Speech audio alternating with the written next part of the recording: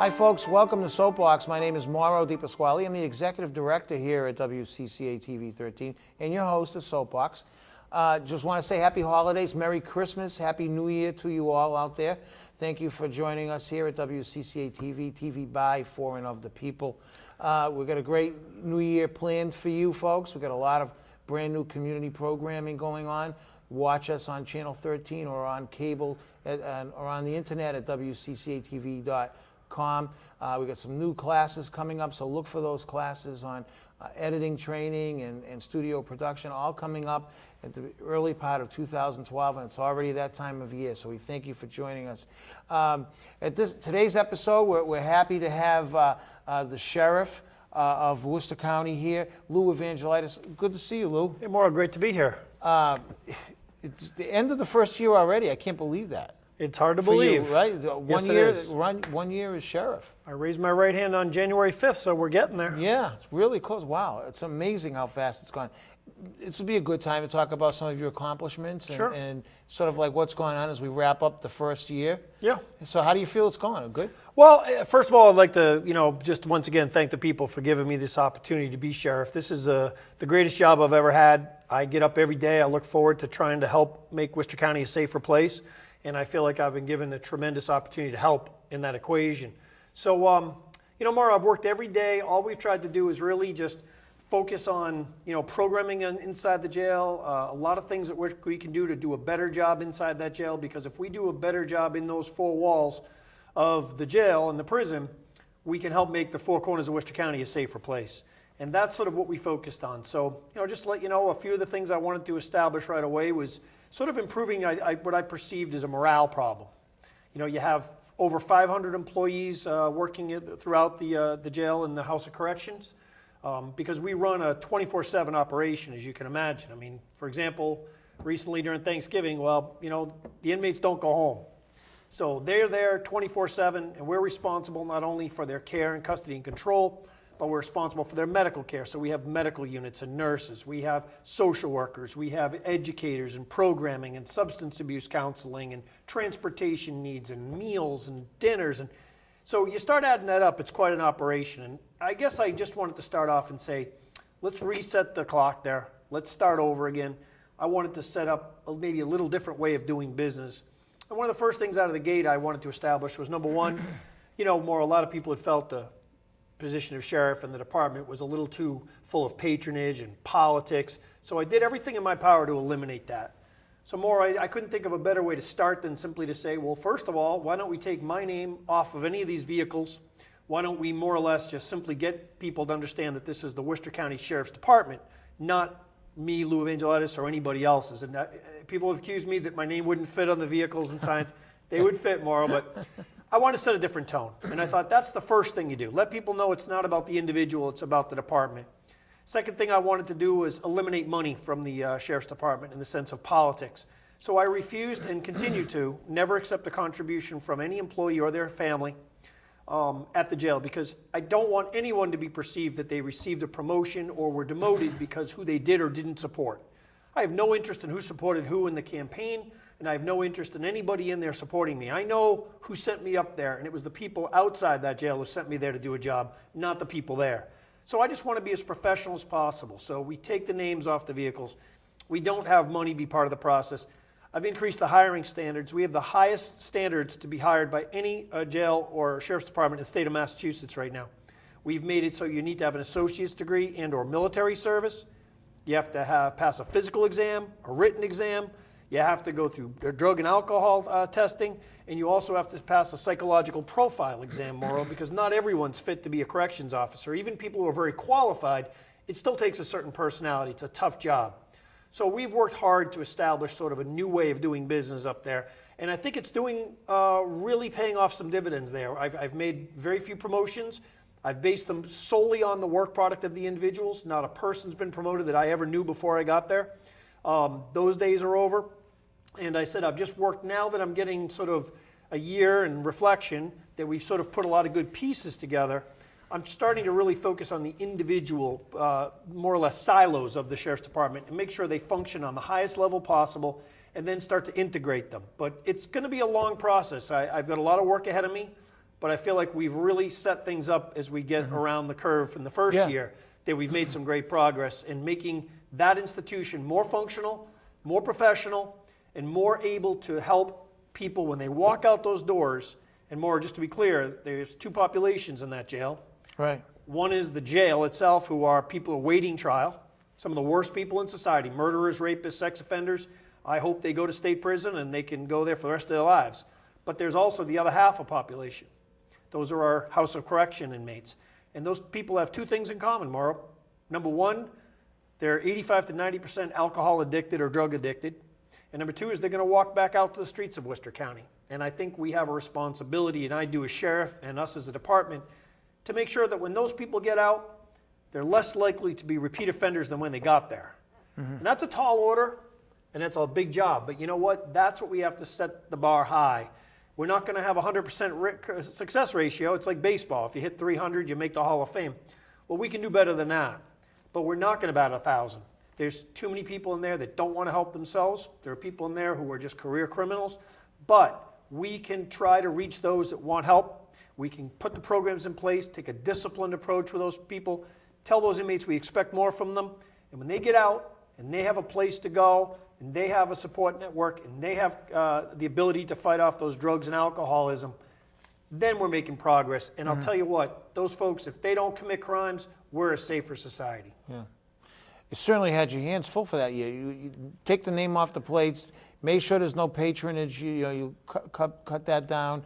The idea of politics and people moving forward due to politics, you've eliminated that. Improve the employment standards by lifting those standards for new employees as they come in. So how do you see that impacting? There's a couple questions that I want to go to. First, how is that impacting the staff now that you have? How do you see that? It's got to be raising their integrity and their self-esteem somewhat. And how is it affecting and impacting the inmates overall? Well, first of all, I think one of the blessings I have as sheriff is I truly believe I'm walking into the Worcester County House of Correction in West Boylston. I know fewer people than anyone has ever set through those doors, which means I'm not in there for a popularity contest. I don't know the employees nor the inmates there. Yeah. I came to do a job, and all I ask them to do is do their job. So I'd like to think that the vast majority of good people up there, the employees, they want to take politics out of the place. They don't want to have to give money to a sheriff or a campaign. I don't want that either. I would think anybody who's out there just to do a job, be treated like a professional, would appreciate the fact that I'm doing what I can to eliminate those things. And look, there's always going to be people complaining. We have labor and management. We're always at odds. There's 4 unions up there. There's going to be constant friction. But the reality is, all I do is move forward. I'm not playing favorites. I'm trying to treat everyone who wants to work hard with an absolute opportunity to make things work, make us a better institution. So I feel that we're making progress in the fact that people understand that that's what's expected of them, nothing more, nothing less, certainly. So I feel like we're making progress inside. I think people understand that. I'll tell you one little story about the other direction was the new hiring standards. I was told when I adopted those hiring standards that they're too high. You're going to eliminate too many people, you won't get a big enough pool of applicants, and you're really, cutting off your nose to spite your face kind of situation. And I didn't believe it.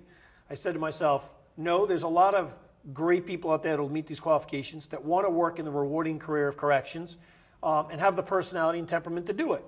So we said, let's see how it works. Well, you know what? Maybe it's the economy, partially. Tough economy right now, as you know. But we had over 200 qualified candidates for that position when we opened them up. We interviewed, went through the culling process, and I offered personally 37 people an opportunity to go to our training academy. It's a 12-week training academy, and work towards becoming a correctional officer at the Worcester County House of Corrections. Not one of those 37 people did I know. Not one of them came recommended by other people. They earned it because they had the qualifications, they did the interviews, and they were recommended to me. But I'm very proud to say that the training staff who've been there some over 20 years have said it is the highest quality class they've ever seen, that they find an incredible work ethic in these people that have been sent over there. And I think it's going to make a tremendous difference when those people graduate, which they will in the next few weeks, and they transition to become full-time employees of the House of Correction and Jail. That's going to be an exciting day for me, to sort of bring in a new, what I think is the best class we've had. And we'll start another class right after that, Mauro. We'll bring in some more folks who want to participate, be part of what we're trying to accomplish there, but have the qualifications and standards. And I'll just mention this. Sometimes what I learned in sheriff right away was sometimes taking power and authority away from you makes you a better sheriff. By me raising the hiring standards, it avoided anybody claiming you hired some crony, you brought in someone because they knew someone. If you don't have those standards and you don't have those requirements, you can't be hired by me or anybody else, and that's the way it should be. Yeah. So we've moved forward. Now, as far as the inmates go, that was the second half of your question. Well, as I said at the beginning, we have a responsibility as sheriff to make sure that the people who get out of that jail, walk out of that jail and back to the streets of Worcester County, that they're less likely to repeat offend. So we have to put the programming in place to make that happen. I'm focused on it. Right now I'm interviewing for an education and substance abuse director. We're looking to really improve a lot of aspects of the Sheriff's Department for that very reason. So I think if we can let the inmates know that if you want help, we're going to help you. Yeah. And if you don't, we got no use for you and it's going to be a very difficult place. Right. But if you want to help yourself, we're going to put the program in place. We're going to expect more from you. We're going to give you a disciplined approach. But you are going to have a tremendous opportunity when you get out to turn your life around, to make your family proud of you, and become a productive citizen. Yeah. That's what I would hope the people that, especially the people in our House of Correction, Mauro, because they're there for 6 to 9 months on average. They're drug and alcohol addicted. These aren't the criminals, the hardened criminals, the murderers, the rapists that go to state prison. And I think we know that we as a society will be better off if they come out better able to adapt to their streets and neighborhoods than they were when they got in there. Yeah. So that's what we're working on, Mauro, and I think we're making a difference. I think we're giving those inmates getting out. I just saw a guy today. As I drove in after a couple meetings this morning, there was an inmate walking out the driveway. I stopped him and I asked him how he's doing, where he's going, how was everything as far as the programming, and I'm pleased to say that he had a ride coming. He just wanted to get out of there. I don't blame him. But that he felt he was a heroin addict. He'd broken the chains of heroin when he was in there. He felt he had the counseling to help him get out of it. He's got a job lined up. And I really believe that gentleman is going to go back to where he went. And he told me where he was, but I'll leave it anonymous. But I felt when I shook his hand and wished him well, that he would not be coming back to the Worcester County House of Correction. He was going to turn his life around. That's the kind of success stories we need to focus on as sheriff. Not because we're doing it for the inmates as much as we're doing it for the people in Worcester County who deserve to be safer. Yeah. That's what I gear everything toward. Yeah, you're putting some meaning behind the word correction in House of Correction, is what it sounds like. Well, yes, exactly. I mean, as my pastor said at my swearing-in ceremony, he says, may it truly be a house of correction. And I believe that. I mean, I think you have a jail where you keep people off the streets, but when they're sentenced inmates and they're going back out within 6 to 9 months, I think we have a responsibility to try to turn those lives around and make them more productive citizens. And I don't know what else you'd do up there. It certainly shouldn't be about patronage and politics. So well, I think taking that approach though is going to add to the dignity of the whole program. If someone's you got to train a person in there facilitating that program, and they're there because they know what they're doing. They're not there because they know you, right? It's going to make a difference because they're going to know what they're doing. Number one, and for that person that's receiving that training, they're going to know this is a bona fide, valid relationship. So exactly. it's going to be uplifting for the whole process. And that's a fantastic idea. I appreciate that. I believe that also. I think if you go in every day and you lead by example and you ask people to just put in an honest day's work because we can all make a difference, and you have people that get hired to come work there because they want to buy into our mission, then you set the tone of what the mission is. And the mission has got to be, I want you, I want your listeners, I want the people who work at the facility, and I want the inmates' families, all of them in Worcester County, to be safer, to be less subject to be violence in the streets, fewer drugs in our schools, fewer break-ins in our homes and our cars. And I feel we play a role in that because the people who have perpetrated a lot of those crimes are in our facility, and now they're going to get sent back out to the community. I think we all have to buy into the fact that if we do our job right, and we do it to the best of our ability, and we believe in that mission, that we're going to help keep our streets safer. And I know we will. It's hard to judge because sometimes we're judging our success by crimes that were never committed, Mauro. But as a former prosecutor, someone who's worked with victims daily, remember the victim stories, remember the ripple effect that crime has, not just on the victim, but the victim's families and the communities and the insecurity that people feel. Stopping one crime does more than stop one crime. It helps a lot more people. And I Absolutely. think if we just one person, one day at a time, we make a difference, I think we can really make that a very, very national model on reentry. Now, you talked earlier about, you're looking at this moment for a director to handle the facilitation of the training and some of these new programs. I wanted to ask you, after a year now on the job, has your perception changed at all in terms of, now that you're in there and you're behind the walls day to day, and you're talking with staff, talking with the inmates, has your perception of the inmates changed at all, at any level? Oh, well, let's just say that it's evolved without question. Because if you're, and I am someone who's hands-on. I don't go to my office every day, sit in my office. I go into the jail, into the House of Correction, into our program areas, into our classification area. Every day, every week, I'm out there walking through the facility, talking to people, talking to my employees, talking to the inmates, because I want to get a sense of what's going on. And sure, I think there's a human side to many of these inmates. And I said, we're not talking about, in my mind, I don't spend any time or very little with our jail inmates, those who are scheduled to go to state prison, those who are murderers, rapists, sex offenders. That's not where I put my focus. But I do focus my energy on those people who are trying to improve their lot in life. I'll tell you, one of the programs we have is we bring in high school kids. You call it a scared straight, but it's really an opportunity to bring in either troubled youth or just school classes to come in, get a taste of what life is like in prison, and we give them a tour. And then we finish the tour with an opportunity to speak to 3 of our inmates who will sit at the table, and they will essentially tell you their life story. If you're not moved in some way by their stories and how their choices in life, and almost invariably involve drugs and alcohol, those choices led them to the place where they are today, which is jail, then you're not paying attention to what's going on. Because the people, I see the kids and the students, when they hear these stories, the inmates are telling them, don't make the same mistakes I did. I thought I could smoke some pot and not have it become a gateway drug. I thought I could try heroin once. I thought I could snort that stuff up my nose a few times and walk away from it. But what happened was those choices had consequences. And as further they went along, the more consequences, the more serious they became, oftentimes leading to jail, or those lucky ones, the unlucky ones, are dead.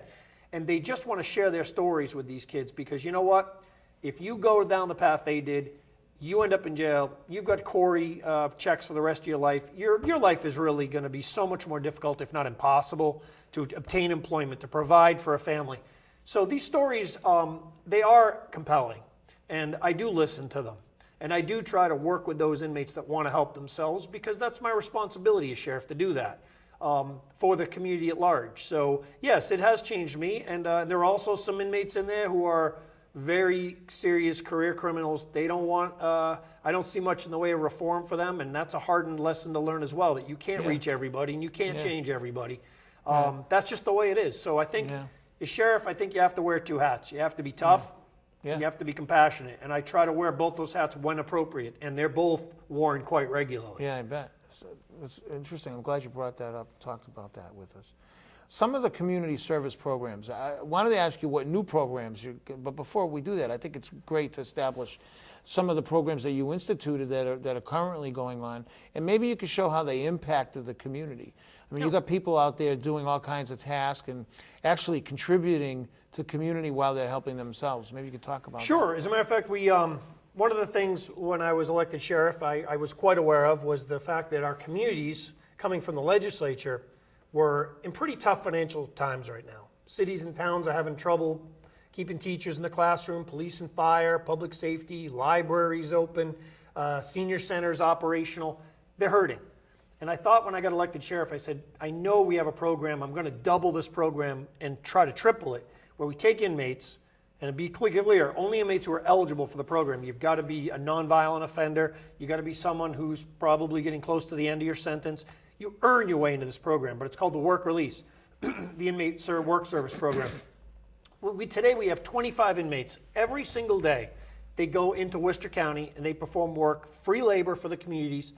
Communities benefit dramatically from it, because they tell me every time I go visit a site, Sheriff, thank you for bringing the crew out. They were timely, they were respectful, they got the work done, and we couldn't have done it without them. Saved us thousands of dollars. We've saved over $1.5 million this year already in this program. Yet the flip side, it was all summed up by an inmate cleaning up a ball field in Worcester a few months ago, said to me, when I asked him, how do you like this program? The inmate said, Sheriff, he goes, I've done a lot of bad things in this community. It feels good to do something positive for a change. I feel it's going to make me more likely to be productive when I get out of here instead of back to crime. I feel good about myself. So I feel great about that program, and we've focused it where the need is. And for example, in your listening audience here in Worcester, I brought a sheet with me just so you know. We have 2 pages of programs we've done just here in Worcester this year, saved almost $150,000 already. We've done things from the WRTA. Last winter in those horrible storms, inmates were out there cleaning off, shoveling the bus stops, and things like that to make it safer. We've worked with the Tom Ash, the Jack Barry, the Joe Schwartz, all the little leagues in town. We've worked with some of the Vernon Hill Post, the Maine South. We worked with the DPW recently with the storm cleanup after that ridiculous storm in October. We sent 3 crews in the city of Worcester, helped them clean up various parks and streets where we could. So we're available. And I want people to know, if you're a nonprofit, you need inmates to come out and do some labor for you that you can't get done. We're going to bring them out. They're supervised. We haven't had any incidents, knock on wood, but we're very careful who we put in the streets. They are supervised, but they will do a good job for you. They're going to provide labor you can't afford to do. And as an ancillary benefit, they're being helped rehabilitated while they do that work. Sure. I think it's a win-win. I wish all government worked that well, Mauro. Yeah, that sounds great. Yeah, and like the person you mentioned earlier, the person doing that work is going to feel like, I'm giving back. Mauro, every inmate I've spoken to when I go to those programs, and I do talk to them, because I want to see what's going on.